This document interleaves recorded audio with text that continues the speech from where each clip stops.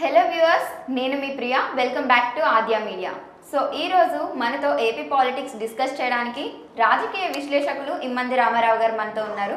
ఆయనతో మాట్లాడి విషయాలన్నీ తెలుసుకుందాం. నమస్తే సార్. నమస్తే. ఒక వైపు నుండి చంద్రబాబు నాయుడు గారేమో పర్యటనలు ప్రకటించారు, ఇంకొక వైపు నుండి నారా లోకేష్ ఏమో యువగలం పాదయాత్ర చేస్తున్నారు. మరొక వైపు పార్టీ నేతలందరినీ కూడా గ్రామాలకు పంపించేందుకు 5 బస్సులను సిద్ధం చేశారు. సో ఇప్పుడు టీడీపీ అయితే ఒక అడుగు ముందుగానే ఉంది, గట్టి పోటీని కూడా ఇస్తుంది. ఇదే లాస్ట్ ఎలక్షన్స్. మన తెలుగుదేశం పార్టీని గెలిపించాలి, తెలుగుదేశం జెండా రెపరెపలాడాలి, నారా చంద్రబాబు నాయుడు మీ లీడర్గా ముఖ్యమంత్రిగా ఉండాలి. మేము అంతకుముందు ఏ పదవులు అయితే అలంకరించామో ఆ పదవులు అలంకరించాలనే పట్టుదల పాత వాళ్ళలో మాత్రం చాలా గట్టిగా ఉంది. ఎందుకంటే వాళ్ళ ఏరియాలోంచి మాత్రం ఎవరు బయటికి పోరు, అంత పటిష్టంగా ప్లాన్ చేశారన్నమాట. ఎంత 40 సంవత్సరాలు బట్టి ఉంటున్నారమ్మా వారు మంత్రులుగా. తెలుగుదేశం పార్టీ ప్రారంభించి 40 ఏళ్ళు అవుతుంది కదా, అది వాళ్ళకు ఉద్దుబాట. అందువలన చాలా అవకాశాలు చంద్రబాబు నాయుడు గెలవడానికే ఉన్నాయన్నమాట.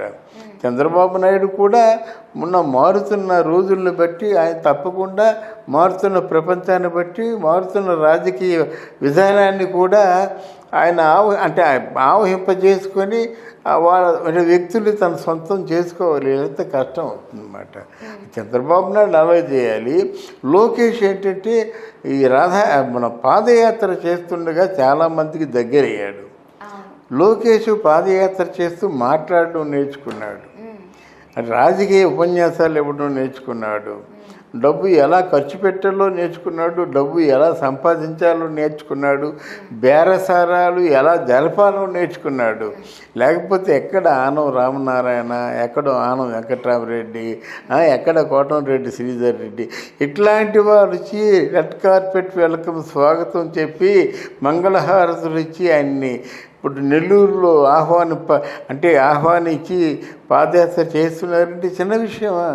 వాళ్ళు మెచ్యూర్డ్ మాట. అంటే ఏమిటి, ఎక్కడ ఆనం రామనారాయణ అంటే ఆల్మోస్ట్ 40 సంవత్సరాల రాజకీయ అనుభవం ఉండాలి వచ్చి హారతలు ఇచ్చారన్నమాట. అది మనిషికి ఒక గుడ్ విల్ని క్రియేట్ చేస్తుంది, ఒక నమ్మకాన్ని క్రియేట్ చేస్తుంది. ఎస్, ఐఎమ్ రైట్, అందువల్ల ఇంతమంది నాకు సపోర్టివ్గా ఉన్నారు అనే ఆలోచనతో ఇక ముందు అన్ని రైట్ స్టెప్సే వేస్తారన్నమాట. కనుక ఈ లోకేష్ జరగడం, పాదయాత్ర చేయడం ఆ పార్టీకి సర్వత్రా శ్రేయోదాయకం. ఇంకెవడు లోకేష్ని పప్పు అనలేడు. మాట అంటే 10 మాటలు అంటాడు లోకేష్. ఒక మాట ఉపన్యాసం ఇస్తే 10 రకాలుగా ఉపన్యాసాలు ఇవ్వగలడు. ఒక విధంగా చంద్రబాబు నాయుడు కంటే లోకేష్ బాగా ఉపన్యాసాలు ఇస్తున్నాడు. ఇప్పుడు ఇంకా కావాల్సిందేముంది? తర్వాత లోకేష్ పాదయాత్ర చేస్తున్నప్పుడు నేను చూసా, అంటే చూపించాడు. అంటే పాదయాత్ర చేస్తున్నప్పుడు రాజశేఖర రెడ్డి గారు పాదయాత్ర చేస్తున్నప్పుడు రాజమండ్రిలో మొత్తం అంటే మామూలుగా స్మూత్ క్లాత్ చుడతారు కదా, అలా చుట్టేసరికి అన్ని బొబ్బులు ఎక్కిపోయి కొంత రెస్ట్ తీసుకున్నారన్నమాట రాజమండ్రి హాస్పిటల్లో. అది చూసేసరికి సింపతి, నాకు ప్రాణం తరుక్కుపోయిందన్నమాట. అలాగే మొన్న ఇక్కడ ఈ లోకేష్ బూట్లు తీసి సాకులు తీసేసరికి అలా కారిపోయింది, అంటే ఫ్లష్ అలా కారిపోయిందన్నమాట. అలాగా మంటల మాట. మందుది పెట్టినప్పుడు, పూత పూసినప్పుడు అంతా కూడా బ్లడ్ వచ్చేస్తుంటే ఎలా ఉంటుంది మనకి? ఎంత కష్టపడుతున్నాడు బిడ్డ అనిపించింది. మంచి సింపతి గెయిన్ చేశాడు ఆయన. కనుక డెఫినెట్గా వచ్చే అవకాశాలు ఉంటాయా అని అనడం కాదు, 100 అయినా 106 అయినా వచ్చే అవకాశాలు తప్పనిసరిగా ఉండాలి. లేదా ఆంధ్రప్రదేశ్ అడుక్కు తింటుంది, లేదా ఆంధ్రప్రదేశ్ అమ్ముడుపోతుంది. అలానే పార్టీ నేతలకు కూడా గ్రామాల్లోకి వెళ్ళి ప్రతి గ్రామికుడిని కూడా మాట్లాడడానికి 5 బస్సులను సిద్ధం చేశారు. అవును, దాని గురించి కూడా అవునవును అదేనమ్మా. ఎందుకంటే మనం ప్రజల దగ్గరికి వెళ్ళాలి. ఇప్పుడంటే వైసీపీ వాళ్ళకి వీళ్ళకి ఉన్న తేడా ఏంటంటే, చంద్రబాబు నాయుడిని మళ్ళీ ప్రజలు చూస్తే ఏడుస్తారు. అయ్యో మీకు అన్యాయం చేశామే, మిమ్మల్ని మీ కష్టాల పాలు చేశామే, ఇప్పుడు ఎన్ని బాధలు పడుతున్నావో అని ఏడుస్తారు. కానీ వైసీపీని వాళ్ళని చూస్తే ఎందుకు వచ్చారా అని చెప్పేసి తరిమి కొడతారన్నమాట. మీరు ఏడు చేశారా, మీరు రోడ్లు వేసారా, పోనీ ఏమైనా అందరికీ డబ్బులు అందేలా చూసారా? ఏం చేశారు? పరిశ్రమలు ఏమైనా వచ్చాయా? ఉద్యోగాలు ఇస్తా ఉన్నారు, ఉద్యోగులేరా? దళితులకు 3 ఎకరాలు అన్నారు, అయ్యేవిరా. 4 లక్షలు ఇల్లు అన్నారు, అదేందిరా? ఎక్కడున్నా ఇల్లు చూపించండి అంటున్నారు. నువ్వు 4 లక్షల ఇల్లు అన్నావు కదా, ఆ ఇల్లు ఎక్కడున్నాయంటే అది చంద్రబాబు నాయుడు కట్టిన ఇల్లు, వీళ్ళు అలాగే ఇచ్చేస్తారు. అయితే అలాగా రకరకాలుగా వ్యాఖ్యానాలు చేసి అమ్మనా బూతులు తిడుతున్నారు. ఎవరిని? మన వైఎస్ఆర్సీపీ లీడర్స్ని కానీ నాయకులు, అంటే పెద్దవాళ్ళందరినీ. కనుక ఏ ముఖం పెట్టుకుని వెళ్తారమ్మా వైఎస్ఆర్ పార్టీ వాళ్ళు? చంద్రబాబు నాయుడు గారి కుప్పం పర్యటన అలానే అక్కడ అది ముగిసిన తర్వాత 1,00,000 ఓట్లు ధ్యేయంగా ముందుకు సాగుతున్నారు. దాని గురించి మీరేమంటారు? అంటే వాళ్ళు కుప్పం ఆ ఊర్లో పుట్టాడమ్మా.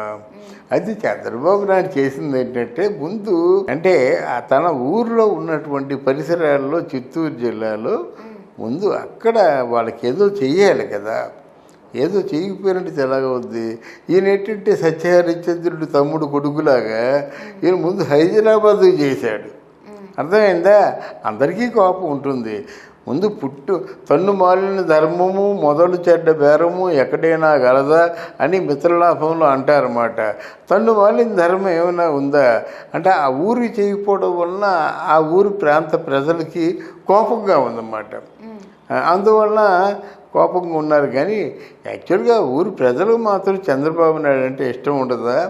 డెఫినెట్గా చంద్రబాబు నాయుడు కనీసం 1,00,000 ఓట్లు మెజార్టీతో గెలుస్తాడన్నది నా ఉద్దేశం. ఎందుకంటే చంద్రబాబు నాయుడు అంత రాజకీయ వ్యూహ రచన చేసేవాళ్ళు ఎవరు లేరు.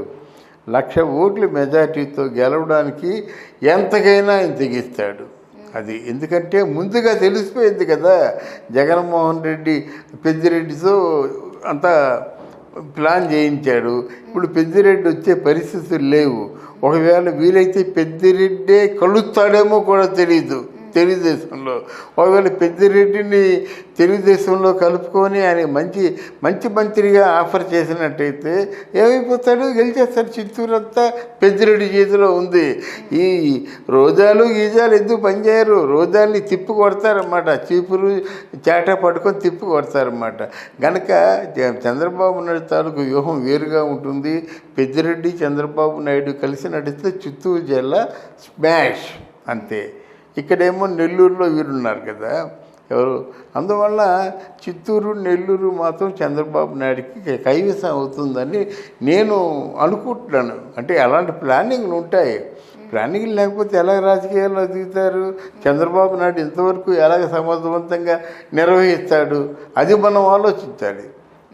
అది కనుక చంద్రబాబు నాయుడు తప్పకుండా 1,00,000 ఓట్ల మెజార్టీతో కుప్పంలో గెలుస్తాడనేది రాసి పెట్టుకోండి. ఓకే, మీరు అన్నారంటే జరుగుతుంది. థ్యాంక్ యూ అమ్మా. Thank you very much. Thank you so much sir. So చూసారు కదా, ఇవి ఇవాళ ఏపీ పాలిటిక్స్. మరిన్ని ఇంట్రెస్టింగ్ న్యూస్తో మళ్ళీ మీ ముందు ఉంటుంది Aadya media. Until then bye bye.